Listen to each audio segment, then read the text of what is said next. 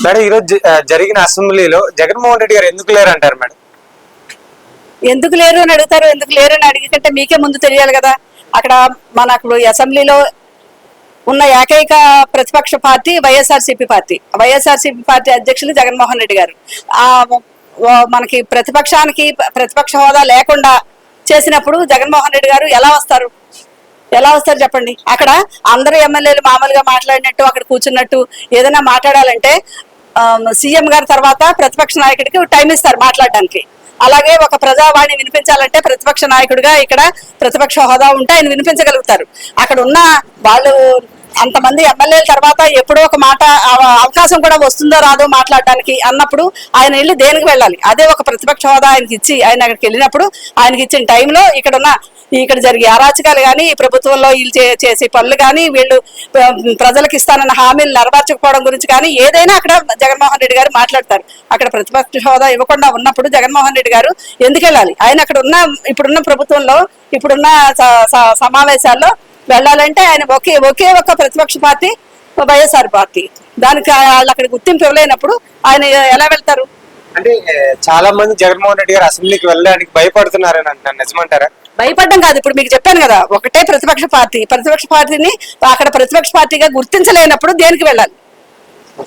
అంటే చాలా మంది ఏమంటున్నారంటే వైఎస్ఆర్సీపీ పార్టీ ఇంకా ఆంధ్రప్రదేశ్ లో ఉండదు అని అంటున్నారు కదా, మీరేం చెప్తారు? మొన్నటి వరకు కూడా తెలుగుదేశం వాళ్ళు కూడా అప్పుడు పార్టీ లేదు అనుకున్నారు, ఇప్పుడు వచ్చారు కదా కూటమిని ఏర్పరచుకుని. అలాగే ఈ రోజు ఈ కూటమి ప్రభుత్వం చేసి తప్పులే జగన్మోహన్ రెడ్డి గారిని మళ్ళీ ఎలక్షన్ లో అత్యంత మెజార్టీతో ఆయన్ని గెలిపిస్తుంది. మళ్ళీ అందరికీ ప్రజాయోగ్యమైన పరిపాలన అందించే ముఖ్యమంత్రిగా జగన్మోహన్ రెడ్డి గారు ఈ 2027లో రాబోతున్నారు. అంటే జగన్మోహన్ రెడ్డి గారు అధికారంలో ఉన్నప్పుడు మహిళల మీద రక్షణ లేదు అంటున్నారు కదా, మరి ఈ ప్రభుత్వం వచ్చిన తర్వాత మీరు రక్షణ ఇస్తున్నాం అంటున్నారు, మరి ఉందనుకుంటున్నారా లేదనుకుంటున్నారా? అదే మహిళలకి అప్పటికి ఇప్పటికీ తేడా. ఇప్పుడు ఎవరో అక్కడ అసెంబ్లీలోనో లేకపోతే ప్రతిపక్ష అక్కడ ఇప్పుడున్న గవర్నమెంట్ లోనో మాట్లాడితే అది చల్లవండి. 30,000 మంది మహిళలు అదృశ్యమయ్యారనేసి ఆ రోజు పవన్ కళ్యాణ్ గారు చెప్పారు. సుగాలి ప్రీతి గురించి అస్తమానం మాట్లాడేవారు. ఆయన వచ్చి వేళకి 5 నెలలు అయింది. దాని గురించి ఎప్పుడైనా మహిళల గురించి మాట్లాడుతున్నారా? లేదు కదా. ఈ గవర్నమెంట్ వచ్చిన తర్వాత ఇప్పటికి దాదాపు 100 హత్యాచారాలు కానీ జరిగాయి. అంటే ఈ 5 నెలల్లోనే ఇంత జరిగాయి అంటే అప్పుడు ఎలా ఉంది, వచ్చిన వెంటనే అప్పుడు ఎలా ఉండేది? ఒక దిశ చట్టం అని ఉండేది. ఆ దిశ అన్నది ప్రజలకు ఎంతో ఉపయోగం ఉండేది. ఎక్కడైనా కష్టంలో ఉన్నా ఆ యాప్ పెట్టుకుని ఒక్కసారి ఫోన్ ఇలా ఊపేసరికి వాళ్ళకి ఒక 9-10 నిమిషాల్లోనే వాళ్ళకి సహాయం అందేది. అంచేత ఎన్నో అరాచకాలు అది అరికట్టడానికి అవకాశం ఉండేది. వీళ్ళు వస్తూనే రాకముందే దిశ చట్టాలన్నీ తగలబెట్టారు.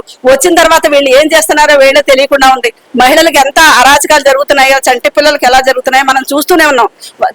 ప్రజలందరూ గమనిస్తూనే ఉన్నారు. దాన్ని తిరిగేసి వాళ్ళ చేతగానితనాన్ని కప్పిపుచ్చుకోవడానికి ఈ రోజు మళ్ళీ ఇప్పుడు జగన్మోహన్ రెడ్డి గారి ప్రభుత్వంలో తిరిగి అంటున్నారంటే ఇంతకంటే హాస్యాస్పదం ఏది లేదు.